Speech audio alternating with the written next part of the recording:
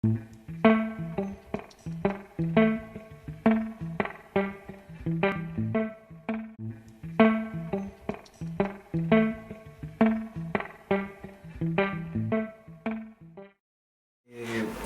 profesor, nosotros teníamos la idea de hablar con usted sobre preguntarle, primero que todo, ¿por qué estudiar de nuevo el capitalismo? Bueno, porque, de nuevo, porque capitalismo todavía domina el mundo. De veras, más que en la época del siglo XX en que todos estudiaban el capitalismo, era época de competencia con socialismo. Ahora vivimos capitalismo global triunfante. Nueva época, nueva manera de capitalismo. Entonces, es importante que continuamos a estudiar el capitalismo. Creo que no es completamente de nueva, pero hay un poco de una nueva historia del capitalismo, porque con esta transición a la globalización, los historiadores pueden ver cómo ha cambiado el capitalismo ahora, y con eso se puede ver mejor los cambios, las transiciones del capitalismo en el pasado. El punto más obvio, antes de 1980, nadie puede ver que China ha estado en el centro del capitalismo original de la época antes de 1800. Pero con la transición al poder China ahora historiadores han buscado, pues, ¿dónde estaba China antes? Y hemos descubierto, no yo, otros, que China era al centro de la economía del mundo, al centro de los orígenes del capitalismo global, entre 1500, 1550 hasta 1810. Entonces, todo cambió a este mundo que Marx y Smith y otros pensaban es todo europeo. Y ahora después estamos regresando a un capitalismo global con China, un poder que importa. Entonces, es una de las cosas que ha cambiado. El otro, creo, es que en las visiones ambos marxistas y liberales del capitalismo en el siglo XX, se ven un proceso eminentemente europeo, angloamericano. Ahora es claro que es una parte de la historia, pero solamente una parte. El otro es que vean marxistas y liberales capitalismo en pedazos nacionales. El capitalismo británico, el capitalismo alemán, capitalismo de Estados Unidos. Pero el capitalismo nunca ha estado nacional.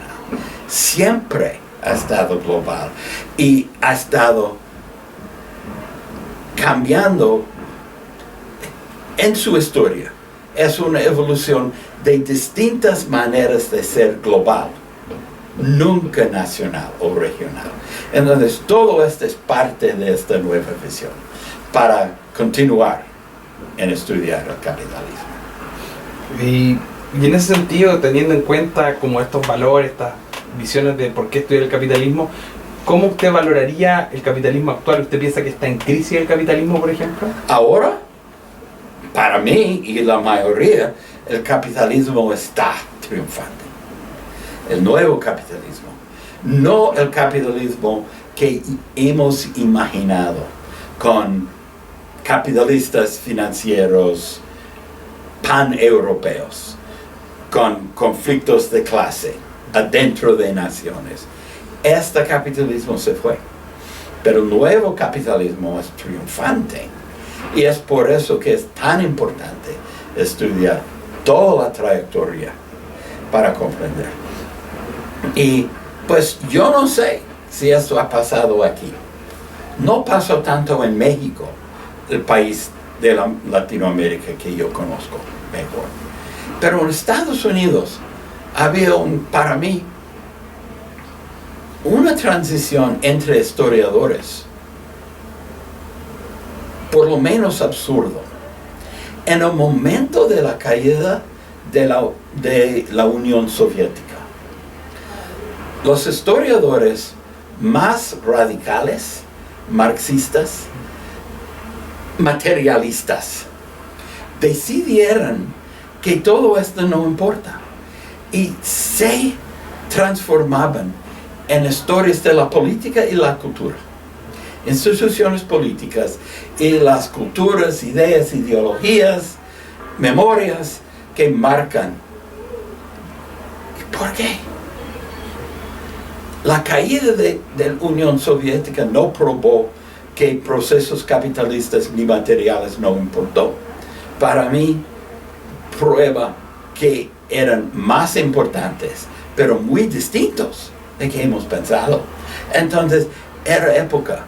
Entonces, en Estados Unidos había entre más o menos 1990 y 1205 a 10, había una salida de historia material. Y es un horror, de veras. Es que podemos imaginar un nuevo mundo y construirlo. Imposible, imposible. La historia es proceso material. Pero, y hay otro lado, que, pues, en el anterior historia del capitalismo marxista, era explícita que los procesos de la producción eran dominantes, determinaban todo. Y todo más, política, cultura, etc., eran derivados.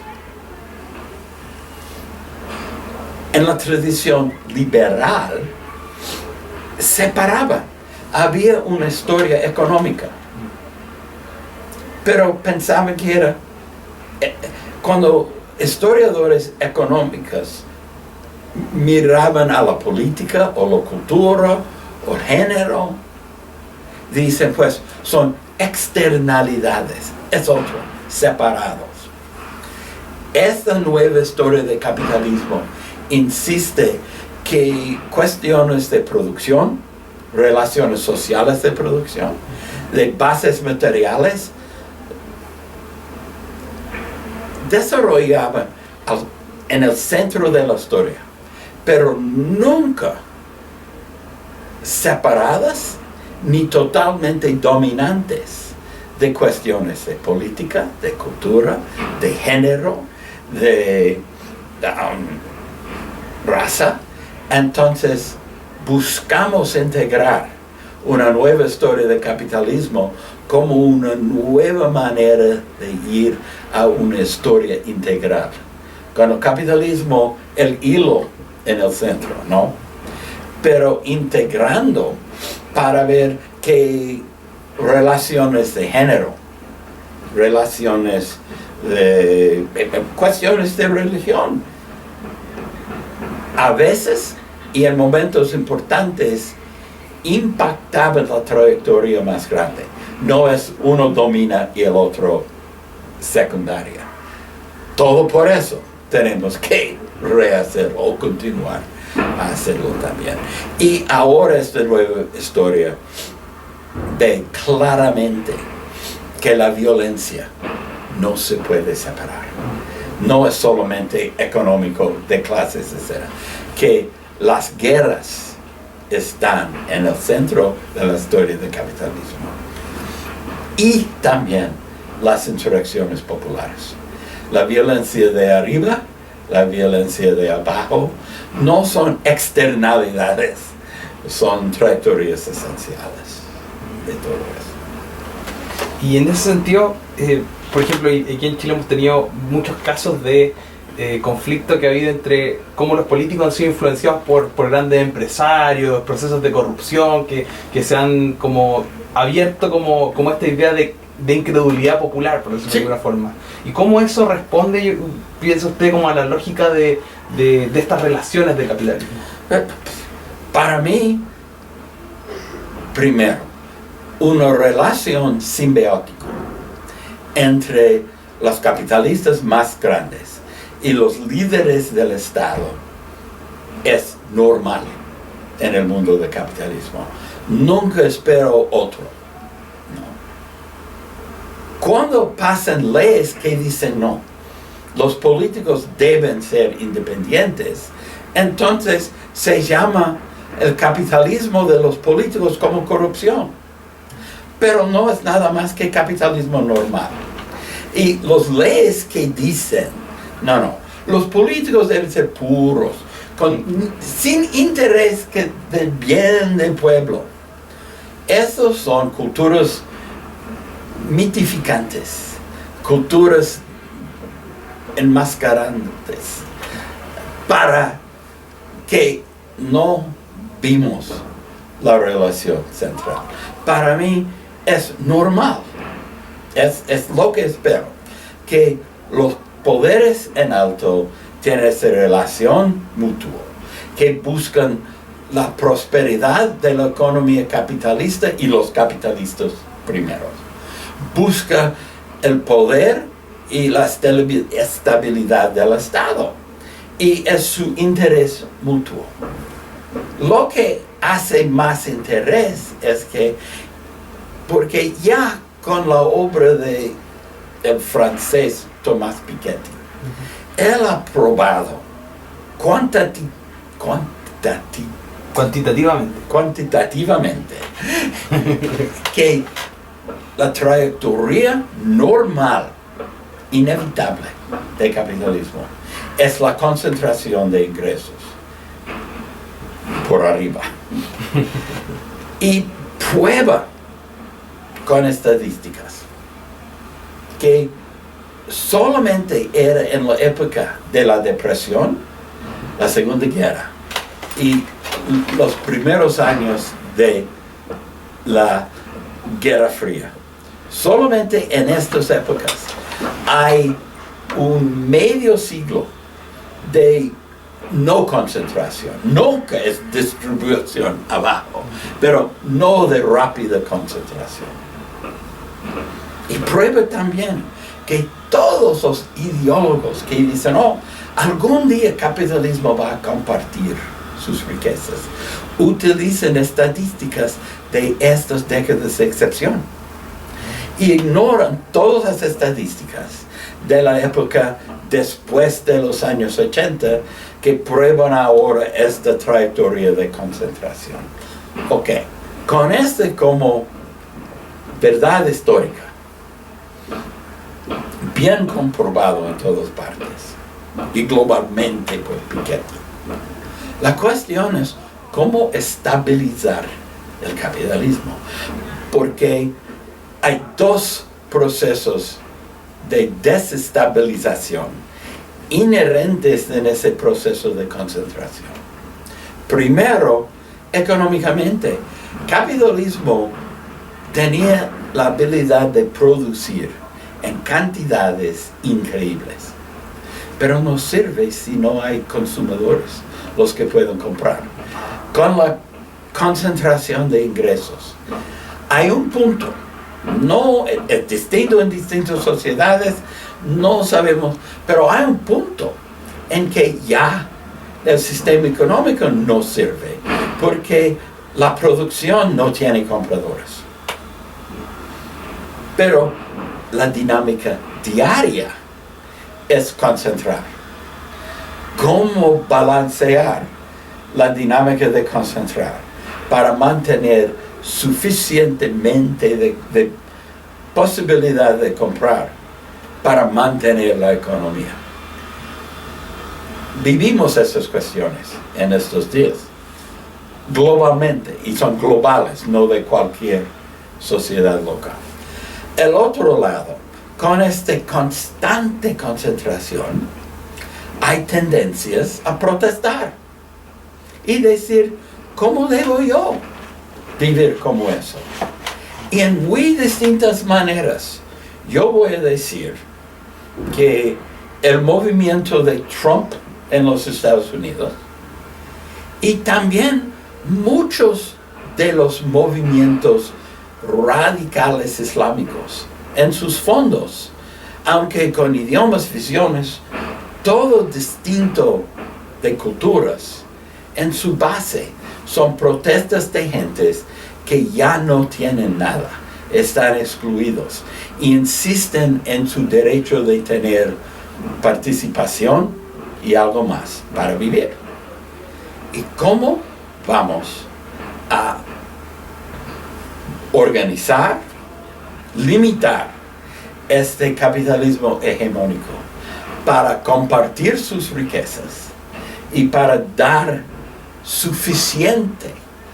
Creo que al fin nadie espera que en todo el mundo todos vamos a vivir iguales, pero los de abajo tienen esperanzas de vivir vidas adecuadas, poder dar comida a sus hijos, tener educación básica, acceso a servicios de salud. Y con eso, un poquito de participación global, la historia sugiere que se puede estabilizar sociedades, sistemas políticos y capitalismo. Pero estos días todo está en contra de estas posibilidades. Entonces, uno de los intereses en esta historia del capitalismo es reconocer la corazón concentrador y desestabilizante del sistema y buscar por lo menos medios de compartir la producción, los bienes, las participaciones a un nivel suficiente para no destruir las vidas de abajo que ya está pasando y el sistema al fin. Y teniendo en cuenta todo esto, ¿cuál cree usted que es el futuro del capitalismo? ¿Es posible que sea eterno? ¿Va a tener una crisis? Para mí, en este momento, no hay sistema competitivo. Todo el mundo es un sistema global capitalista con varios centros, los grandes centros financieros: Nueva York, París, Londres, Tokio, Beijing, Frankfurt. Una cadena de poder financiero, todo en el hemisferio norte. Se puede ver. La producción ya ha dispersado por todo el mundo buscando recursos o los jornales más baratos donde hay. Entonces, ahora el capitalismo tiene nueva forma de concentrar poder financiero, pero de dispersar producción en pedacitos por toda parte. Y con mucha pobreza entre los que producen y más pobreza entre los que no pueden producir porque ya no tienen posibilidad de tierras en un mundo sobrepoblado, y con esta tecnología de minimizar el trabajo, labor saving, como llamamos en inglés. Hay muchos excluidos. También hay una dispersión de las vidas de clase media. Santiago es ejemplo perfecto. Santiago no es centro de poder financiero global. Yo he visto ahora el Banco Edwards, sucursal de Citi de Nueva York, los Santander, los Vascos, todos están aquí. Pero sí es un centro bastante grande de la vida profesional clase media. Es un subárea metropolitana de este nuevo capitalismo global.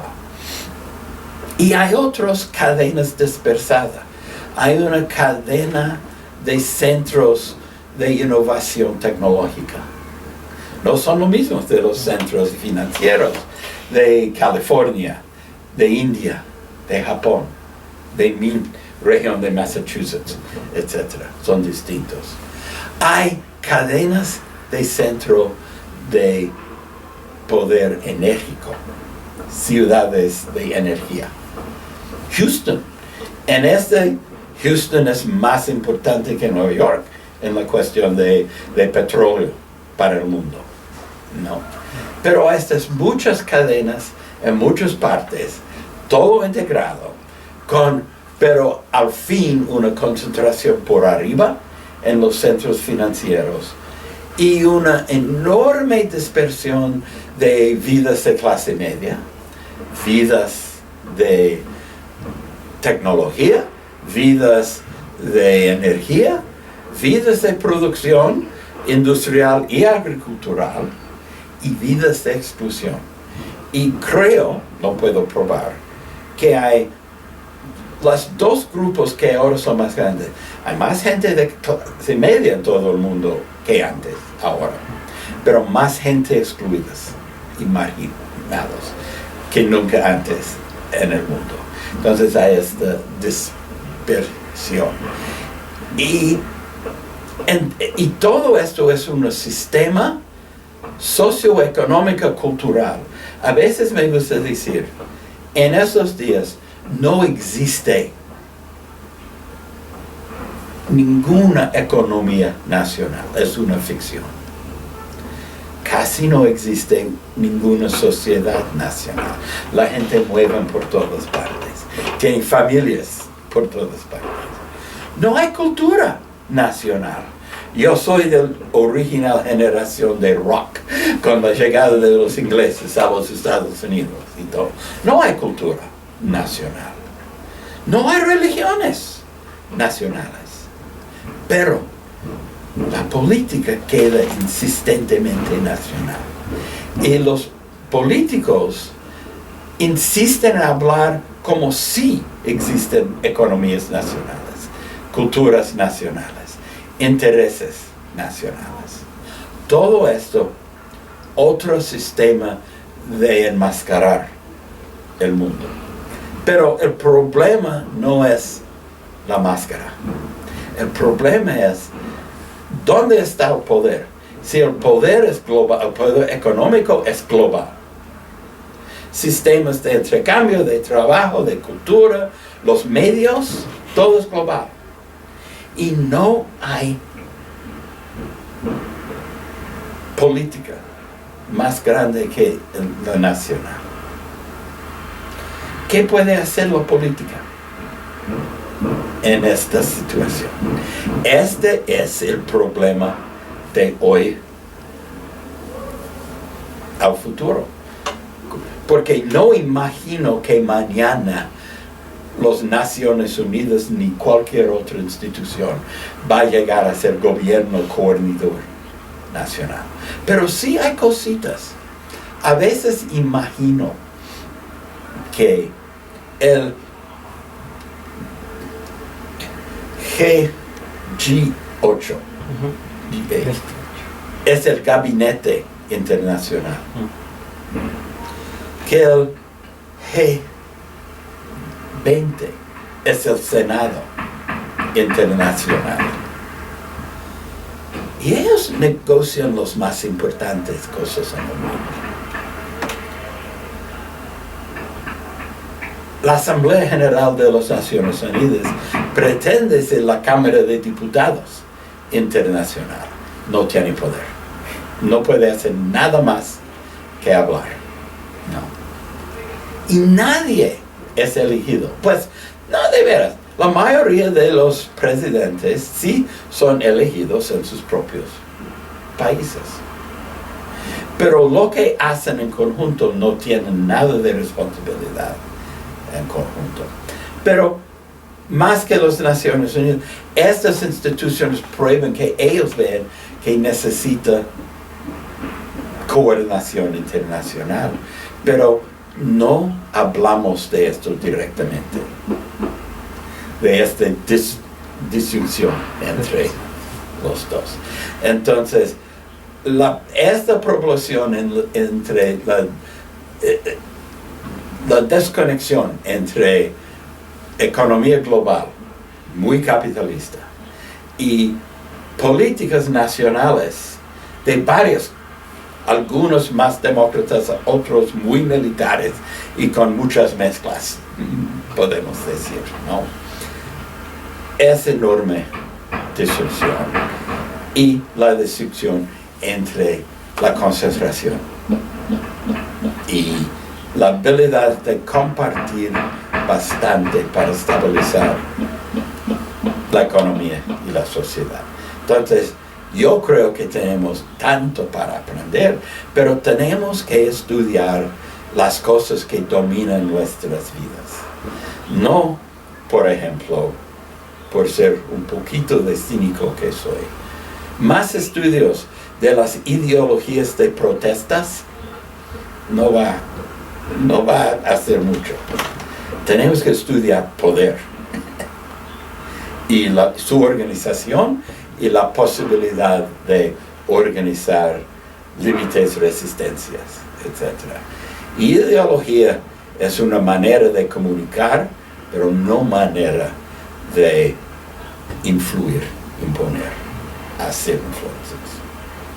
Mi cinicismo. Bueno, una última pregunta como para... Lo que pasa es que nos gustaría como darle que le diera un mensaje a los futuros estudiantes y colegas que están desarrollándose en el ámbito de la historia sobre la disciplina, sobre la esperanza de la disciplina o de historia. De historia. Vámonos con nosotros en esta nueva historia integrante del capitalismo. Hay demasiados que dicen que no necesitamos historia, es del pasado, es irrelevante, no. Y demasiado tiempo, cuando hicimos estudios de cómo pensaban 3 personas irrelevantes en medio del siglo XIX, probamos que ellos tienen sentido. Si estos pedazos de historia importan, pero el goal tiene que ser hacer historia integral para comprender cómo hemos llegado a el momento en que vivimos.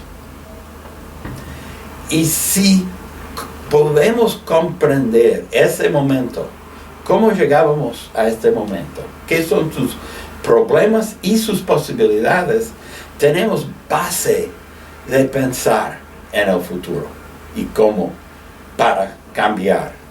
Pero tenemos que enfocar en los problemas grandes.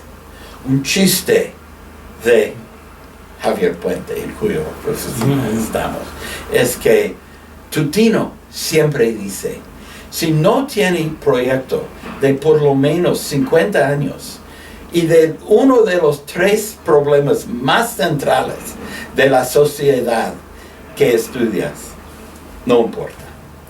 Hay que buscar las cuestiones importantes y cambiar la comprensión. Vamos a hacerlo. Muchas gracias, profesor. Por nada, mi placer.